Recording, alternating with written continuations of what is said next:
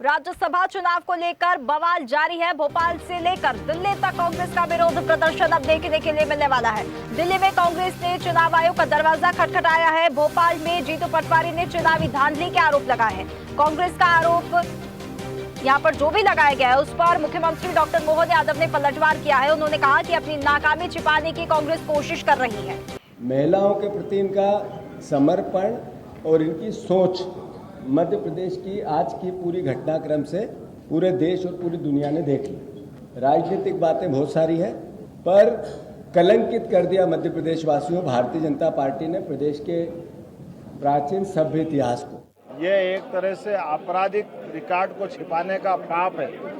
असली में अगर आप पे कोई आपराधिक प्रकरण किसी न्यायालय में हो तो ये शपथ पत्र के साथ लिख के देना चाहिए, ताकि बाद में जब आप प्रत्याशी बनते हो तो उससे जुड़ी हुई सारी चीज़ों की जानकारी प्रत्येक मतदाता तक हो। लेकिन दुर्भाग्य के साथ कहना पड़ेगा, कांग्रेस के लोगों ने षड्यंत्र पूर्वक अपने प्रत्याशी का नाम निर्देशन पत्र में शपथ पत्र के साथ, जबकि वो प्रकरण उनके संज्ञान में भी था और प्रकरण के उस होने की जानकारी आज जब चुनाव अधिकारी ने बहस में उनके सामने रखी तब भी उनने एक्सेप्ट किया। तो ये इसका मतलब है कि जान करके आपने निर्वाचन अधिकारी को भ्रम में रखा था और इसी आधार पर ये जो फैसला हुआ है, मैं समूची निर्वाचन प्रक्रिया के खास करके स्क्रूटनी की इस प्रक्रिया का स्वागत करता हूं और निर्वाचन अधिकारी ने जो निर्णय दिया वो सर्वविदित है। उनका कहना है कि हमें जानकारी नहीं थी। अगर आप किसी केस का जवाब दे रहे हो और जवाब प्रस्तुत कर रहे हो, इसका मतलब वो मामला आपके संज्ञान में, उसे छुपा के आप मतदाताओं को भ्रमित करना चाहते थे ताकि आपका आपराधिक जो रिकॉर्ड है वो मतदाताओं के सामने नहीं जाए। चलिए, अधिक जानकारी के लिए हमारे साथ विशेष संवाददाता आकाश सेन जुड़ गए हैं। आकाश, अब कांग्रेस की जो आवाज है और प्रदर्शन अब भोपाल से लेकर दिल्ली तक पहुंच गया है। चुनाव आयोग का दरवाजा खटखटा दिया है कांग्रेस ने। जी, निश्चित रूप से साक्षी, जिस तरीके से ये पूरा घटनाक्रम घटा है, क्योंकि कहीं ना कहीं कांग्रेस से एक बड़ी चूक तो हुई है और इसी का फायदा जो है भारतीय जनता पार्टी ने उठाया है। क्योंकि जिस तरीके से राज्यसभा के चुनाव में तीसरा कैंडिडेट उतार कर बीजेपी ने कांग्रेस को मुश्किलों में डाला था और कांग्रेस हर तरीके से कोशिश में थी कि कैसे भी करके तीसरी सीट को बचाया जाए। और यही कारण है कि अंक गणित के हिसाब से कांग्रेस के पास उतनी सीटें भी थी। कांग्रेस को क्रॉस वोटिंग का डर था कि जो है कई कांग्रेस के विधायक कहीं क्रॉस वोटिंग ना हो जाए, क्योंकि कई राज्यों में इसके पहले राज्यसभा चुनाव में क्रॉस वोटिंग हो चुकी है। और यही कारण है कि सभी विधायकों को भोपाल से कर्नाटक शिफ्ट करने की तैयारी थी। लेकिन कर्नाटक के इस नाटक में जैसे ही कांग्रेस के विधायक प्लेन में क्रैश होते और जो खास तौर पर कांग्रेस ने प्लान तैयार किया था कि बेंगलुरु तमाम कांग्रेस विधायकों को शिफ्ट किया जाए, लेकिन वो प्लेन यहाँ से भोपाल से उड़ान ही नहीं भर पाया और उसके पहले ही क्रैश हो गया। ये मैं इसलिए कह रहा हूँ क्योंकि सीधे तौर पर आप देखेंगे कि मीनाक्षी नटराजन, जिनको चुनाव जिताने के लिए कांग्रेस ये पूरा प्लान तैयार कर रही थी, यहाँ से प्लेन के जरिए विधायकों को शिफ्टिंग का पूरा प्लान तैयार किया गया था, ये पूरा प्लान कांग्रेस का धरा रह गया। क्योंकि जिस तरीके से स्क्रूटनी के दौरान बीजेपी की तरफ से इसको लेकर आपत्ति ली गई कि आपराधिक जो मामला है, जो उनको जो है कोर्ट से नोटिस दिया गया था, जिसका जवाब भी मीनाक्षी नटराजन ने दिया। खुद कैलाश विजयवर्गीय और जो है मध्य प्रदेश के पीडब्ल्यूडी मिनिस्टर राकेश सिंह जो है, और इसके अलावा जो भारतीय जनता पार्टी के कैंडिडेट थे महेश केवट, वो खुद यहाँ पर मौजूद थे और उनके साथ वकील भी गए थे संकेत गुप्ता, और उन्होंने साफ तौर पर रिटर्निंग ऑफिसर के सामने स्क्रूटनी के दौरान फॉर्म में ये तमाम तथ्य ना होने की बात को लेकर आपत्ति जाहिर की। जिसके बाद जो है कांग्रेस की तरफ से भी कांग्रेस के जो तमाम विधायक हैं, कांग्रेस के नेता हैं, वो यहाँ पहुंचे थे। मीनाक्षी नटराजन के फॉर्म को निरस्त करने की प्रक्रिया पर उन्होंने सवाल उठाया था। कई बार यहाँ पर झड़प भी देखने को मिली, बहस भी देखने को मिली, बीजेपी और कांग्रेस के कार्यकर्ता आमने सामने भी आ गए। लेकिन उसके बाद 6 बजे एकदम ट्विस्ट चेंज हुआ। इसके पहले कि कांग्रेस विधायकों को लेकर, जिसमें 38 विधायक थे, वो यहाँ से भोपाल से प्लेन कर्नाटक यानी बेंगलुरु के लिए रवाना होता, उसके पहले ही मीनाक्षी नटराजन का जो फॉर्म है, नामांकन फॉर्म, उसको निरस्त कर दिया गया यानी रद्द कर दिया गया, जिससे अब एक तरीके से निर्विरोध रूप से जो तीसरी सीट है जिससे महेश केवट को जो है चुनावी मैदान में राज्यसभा के रण में भारतीय जनता पार्टी ने उतारा था, वो निर्विरोध रूप से अब महेश केवट के नाम पर हो गई है। अब एक औपचारिकता रह गई है। हालांकि अब कांग्रेस की तरफ से इसमें जरूर धांधली होने के आरोप लगाए जा रहे हैं। कांग्रेस के लिए एक बड़ा झटका भी है। साफ तौर पर कांग्रेस के जो तमाम बड़े दिग्गज नेता हैं उनके चेहरे पर साफ तौर पर मायूसी नजर आ रही है। खुद इस नामांकन प्रक्रिया को लेकर जो है कांग्रेस कई सारे सवाल भी उठा रही है। जीतू पटवारी ने तो यहाँ तक कह दिया कि चुनाव में धांधली हो रही है और इसको लेकर कई गंभीर आरोप भी भारतीय जनता पार्टी पर लगाए हैं।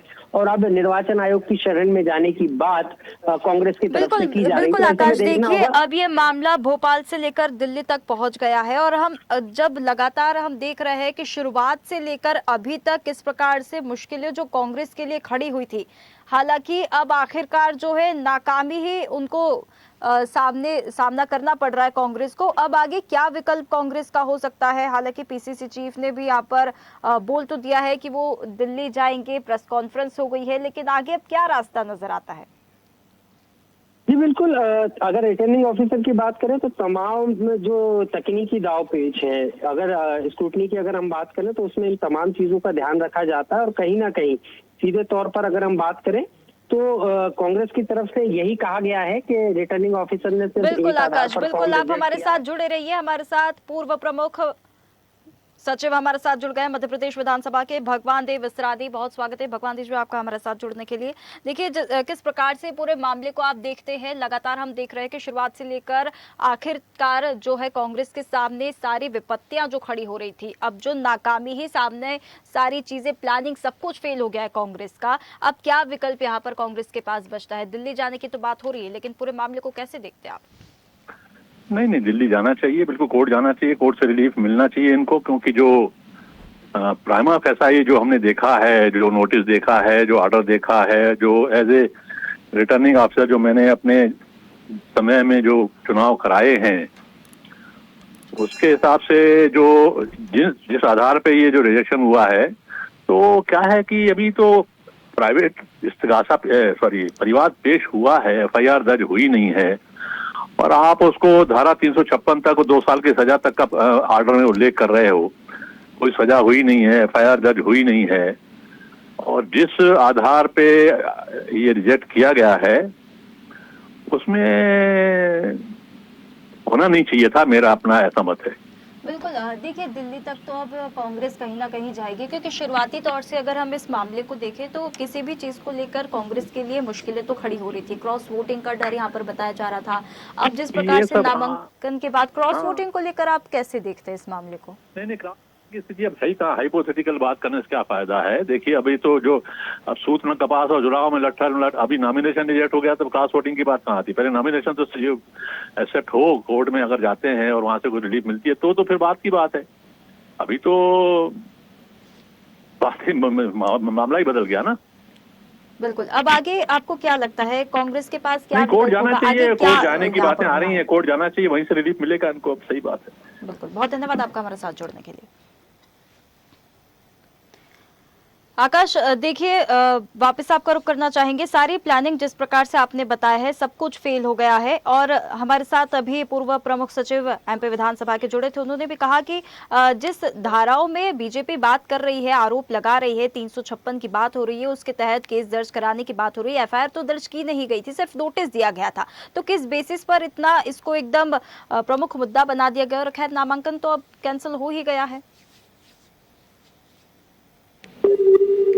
जिस तरीके से ये पूरा मामला जो है निकलकर सामने आया है, जिसको आधार बनाकर, क्योंकि जो नोटिस जारी हुआ था उसी को आधार बनाकर जो है नामांकन प्रक्रिया रद्द की गई है। और यही कारण है कि कांग्रेस की तरफ से जब प्रेस कॉन्फ्रेंस की गई तो साफ तौर पर इसको कई गंभीर आरोप भी लगाए गए और बीजेपी का इसको षड्यंत्र करार दिया जा रहा है। और ऐसे में अब इसको समझना होगा, क्योंकि इस पूरे मामले में जिस तरीके से मीनाक्षी नटराजन का फॉर्म रद्द किया गया है, उसके बाद जो कांग्रेस की तरफ से जो अधिवक्ता हैं अजय गुप्ता, उन्होंने साफ तौर पर कहा कि कोई भी रिटर्निंग ऑफिसर ने सिर्फ एक ही आधार पर फॉर्म रिजेक्ट किया है। उनका कहना है कि हैदराबाद की अदालत ने मीनाक्षी नटराजन को जिस धारा 223 के अंतर्गत अगर हम बात करें जो समन भेजा था, यानी जो नोटिस जारी किया था, उसका फॉर्म अगर उल्लेख नहीं भी किया है तो उससे कुछ नहीं होता, क्योंकि उनके खिलाफ किसी भी तरीके का प्रकरण पंजीबद्ध या एफआईआर नहीं की गई थी।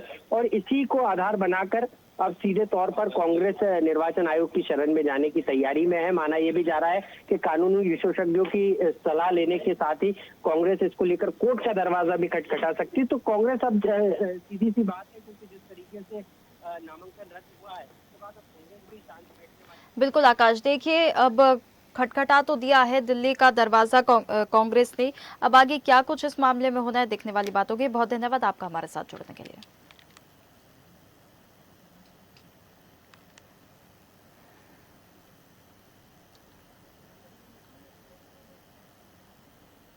ताज़ा खबरों के लिए लाइक, फॉलो और YouTube पर सब्सक्राइब कर बेल आइकन दबाएं। साथ ही हर अपडेट के लिए विजिट करें swedeshlive.com।